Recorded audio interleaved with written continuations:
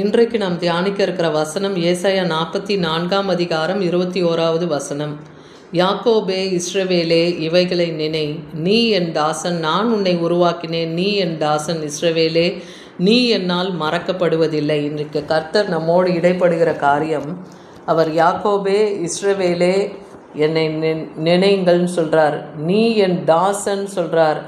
நான் உன்னை உருவாக்கினேன் இஸ்ரவேலே, நீ என்னால் மறக்கப்படுவதில்லைன்னு சொல்கிறார். ஏன்னா நம்மை உருவாக்கினவர், தாயின் கருவிலே நம்மை உருவாக்கினவர், நம்மை பெயர் சொல்லி அழைத்து அறிந்திருக்கிறார். ஆவிக்குரிய இஸ்ரவேலராய் இருக்கிற நமக்கு தேவன் இன்னைக்கு வாக்கு பண்ணுகிறார், இஸ்ரவேலே நீ என்னால் மறக்கப்படுவதில்லை.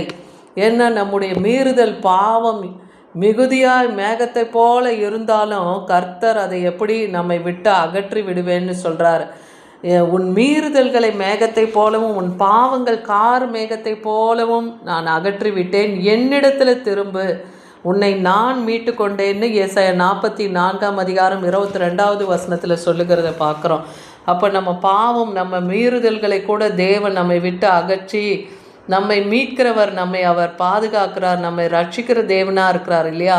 அதனால் நீங்கள் உங்கள் அக்கிரமங்கள் பாவங்களை விட்டு என்னிடத்தில் திரும்புங்க, நான் உங்களை மீட்டு கொண்டேன்னே சொல்கிறாரு. அப்போது ஒரு ஸ்திரீயானவள் தன் கர்ப்பத்தின் பிள்ளைக்கு இறங்காமல் தன் பாலகனை மறப்பாலோ, அவர்கள் மறந்தாலும் நான் உன்னை மறப்பதில்லைன்னே ஏசாயா 49, 15, 16 வசனத்தில் சொல்கிறாரு. அப்போ கர்ப்பத்தின் பிள்ளையை தாய் மறந்தால் கூட நான் உங்களை மறக்க மாட்டேன்னு சொல்கிறாரு. இதோ என் உள்ளங்கைகளிலே உங்களை வரைந்து இருக்கிறேன், உங்கள் மதில்கள் எப்பொழுதும் எனக்கு முன்பாக இருக்குன்னே சொல்கிறார்.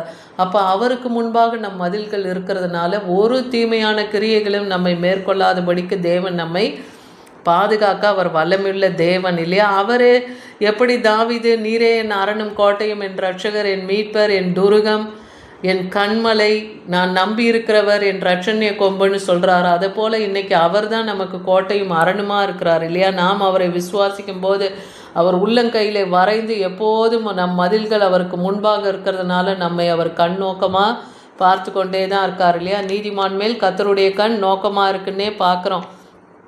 அதனால தான் சொல்கிறாரு, இப்பொழுதும் என் தாசனாகிய யாக்கோபே, நான் தெரிந்து கொண்ட இஸ்ரவேலே கேள்னு சொல்கிறார். ஏசாயா 44 அதிகாரம் 1-2 வசனத்தில் பார்க்குறோம். உன்னை உண்டாக்கினவரும் தாயின் கர்ப்பத்திலே உன்னை உருவாக்கினவரும் உனக்கு துணை செய்கிறவருமாகிய கர்த்தர் சொல்லுகிறதாவது.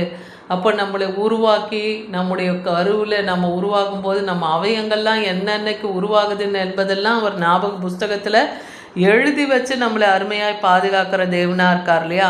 அப்படிப்பட்ட யாக்கோபே, என் தாசனாகிய யாக்கோபே, நான் உன்னை தெரிந்து கொண்ட யெஷூரனே, நீ பயப்படாதே. இன்றைக்கி பல காரியங்களை குறித்து நம்ம இந்த உலகத்தில் நடந்து வருகிற காரியங்கள், போராட்டம், பிரச்சனை, சமாதான குறைச்சல், வியாதி, பலவீனங்கள், பொருளாதாரத்தில் குறைந்து இருக்கிற நிலைமை, அப்படி எவ்வளோ நமக்கு தேவைகள் சந்திக்கப்பட வேண்டிய சூழ்நிலை, இதெல்லாம் பார்த்து பயந்த நிலையில் இருக்க நமக்கு தேவன் இன்னைக்கு சொல்கிறாரு, பயப்படாதே யெஷூரனே அப்படின்னு சொல்கிறாரு. நீங்கள் என்னை மாத்திரம் நம்புங்கன்னு சொல்கிறார். இஸ்ரவேலே, நீ என்னால் மறக்கப்பட மாட்ட அப்படின்றார். ஏசாயா 46 அதிகாரம் 8 வசனத்தில் பார்க்குற, முந்தி பூர்வ காலத்தில் நடந்தவைகளை நினையுங்கள், நானே தேவன், வேறொருவரும் இல்லை, நானே தேவன், எனக்கு சமமானவன் இல்லை.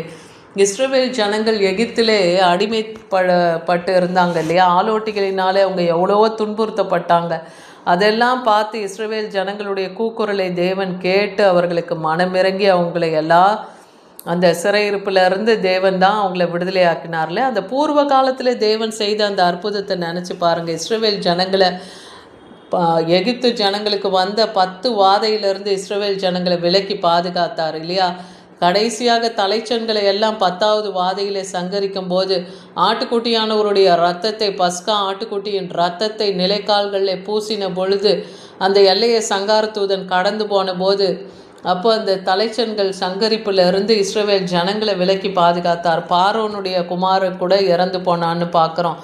ஆனால் தேவன் எகிப்தியருக்கும் இஸ்ரவேலருக்கும் ஒரு வித்தியாசத்தை உண்டாக்கினார். அதே போல் செங்கடலை பிளந்து வெட்டாந்தரையிலே அவர்களை நடக்க செய்தார். யோர்தானை பின்னிட்டு திரும்ப செய்து அந்த வெட்டாந்தரையிலையும் அவங்களை நடக்க பண்ணினார். எரிகோ கோட்டை மதிலை அவர் விழ பண்ணி கானானுக்குள்ளே அவங்களை உட்பிரவேசித்தார்னு பார்க்குறோம். கானானுக்குள்ளே அவர்கள் கட்டாத வீட்டையும் நடாத மரங்கள் உள்ள இடத்துல அவங்களை கொண்டு போய் அவங்கள அருமையாய் போஷித்தார். அதே போல் வனாந்தர பாதையில் அவங்க போகும்போதும் அவங்களுக்கு வானத்தின் மன்னா தூதர்களின் அப்பத்தை அவங்களுக்கு கொடுத்தார், காடை அவர்களுக்கு கொடுத்தார். அவர்கள் தண்ணீர் இல்லாது கஷ்டப்பட்ட போது கண்மலையை பிளந்து அவர்களுக்கு தண்ணீரை குடிக்க கொடுத்தார். அவாந்திர வெளியிலே ஆறுகளையும் வனாந்தரத்தில் வழிகளையும் உருவாக்குகிற தேவன். அவர் எவ்வளோ அற்புத அதிசயங்கள்லாம் செய்திருக்கிறார். அதெல்லாம் முந்தினவைகள்லாம் நீங்கள் நினைத்து பாருங்கன்னே சொல்கிறாரு. ஏசாயா 46:9 பார்க்குறோம். அந்தத்தில் உள்ளவைகளை ஆதி முதற்கொண்டும் இன்னும் செய்யப்படாதவைகளையும் பூர்வ காலம் முதற்கொண்டு நான் அறிவிக்கிறேன். என் ஆலோசனை நிலை நிற்கும், எனக்கு சித்தமானவைகளை நான் செய்வேன்னு சொல்கிறார். அப்போ செய்யப்படாத காரியங்கள், பூர்வ காலத்தில் நடந்த காரியங்கள் எல்லாத்தையுமே நான் உங்களுக்கு அறிவிக்கிறேனே. அதனால் என் ஆலோசனையை என்னைக்கும் நிலை நிற்கும், எனக்கு சித்தமானதை நான் செய்வேன் அப்படின்னு சொல்லி இன்றைக்கி நமக்கும் தேவன் வாக்கு பண்ணுறார். அதனால் உங்களில் இதற்கு செவி கொடுத்து என் பின் வருகிறதையும் நீங்கள் கவனித்து கேட்குறவன் யாருன்னு ஏசாயா 42:23 பார்க்குறோம். அப்போ அநேக காரியங்களை தேவன் நமக்கு வெளிப்படுத்தி நம்மளை நடத்தி நம்மளை கடைசி மட்டும் மரண பரியந்த நம்மோடு கூட இருந்து நம்மை காத்து வழிநடத்தி நித்தியத்தில் கொண்டு போய் சேர்க்கிற வரைக்கும் நம்ம விடமாட்டேன்றார் இல்லையா. உபாகமம் 4:23-24 பார்க்குறோம். நீங்கள் உங்கள் தேவனாகிய கர்த்தர் உங்களோடு பண்ணின உடன்படிக்கையை மறந்து உங்கள் தேவனாகிய கர்த்தர் வேண்டாம் என்று விலகின எவ்வித சாயலான விக்கிரகத்தையும் உங்களுக்கு உண்டாக்க வேண்டாம். அப்போ தேவனை விட்டு விலகி அன்னைக்கு இஸ்ரவேல் ஜனங்க நரகலான விக்கிரகங்களை தேடி அதை உண்டாக்கி அதை வணங்க ஓடுனாங்க. அதெல்லாம் சொல்கிறாரு. அந்த மாதிரியான விக்கிரகங்களை நோக்கி ஓடி அதை உங்களுக்காக உருவாக்கி அதை நீங்கள் பின்பற்ற வேண்டாம், எச்சரிக்கையாக இருங்கன்னு சொல்கிறாரு. ஏன்னா நம் தேவன் எப்படிப்பட்டவர், அவர் பட்சிக்கிற அக்னி, அவர் எரிச்சலுள்ள தேவன் இல்லையா. ஏசாயா 42:24 பார்க்குறோம். அதனால் அவர் மிகுந்த கோபம் உள்ள தேவன், எரிச்சல் உள்ள தேவன், பட்சிக்கிற அக்னியாக இருக்கிறார். ஆனால் தேவனுக்கு விரோதமான பாவம் குறை கரை நம்ம இடத்துல இந்த நாளில் இராதபடிக்கு நம்ம எப்படி யாக்கோபே இஸ்ரவேலே என் தாசனேன்னு தேவன் அழைக்கிறார். நீ என்னைக்கும் என்னால் மறக்கப்பட மாட்டேன்னு எப்பொழுதும் நம்மளை உள்ளங்கையில் வரைந்து நம்மை பார்த்து கொண்டிருக்கிறார். அதனால் நம் நம்பிக்கை முழுவதும் கர்த்தர் பேரில் வைத்து அவரை மாத்திரம் நம்ம நம்பி ஓடும்போது என்னாலும் நம்மை தேவன் எல்லா தீமையான கிரியைகளுக்கும் நம்மை விலக்கி பாதுகாப்பார். விசுவாசிங்கள். ஆமேன்.